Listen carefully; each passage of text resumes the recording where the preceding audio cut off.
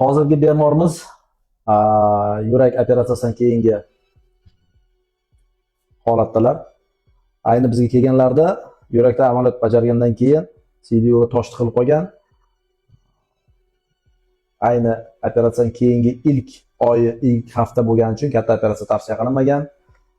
Masalani CD yo'lga stent qo'yish bilan hal qilgandik.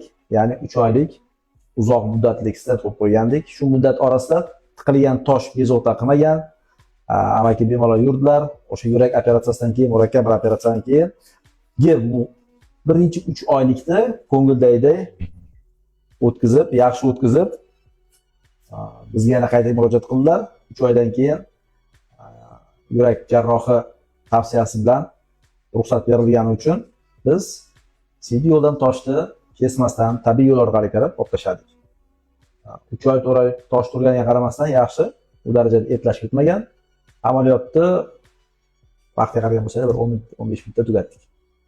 Lekin shu amaliyotgacha amaki 3 oy stentda yashashga, yurishga to'g'ri keldi. Ba'zan yaxshi natijalarga erishish uchun ozgina kuzatishga, kutishga to'g'ri keladi.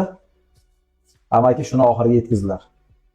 40ga ham, 41ga ham chidab toshdan xolis bo'ldilar. Sog' bo'linglar, salomat bo'linglar.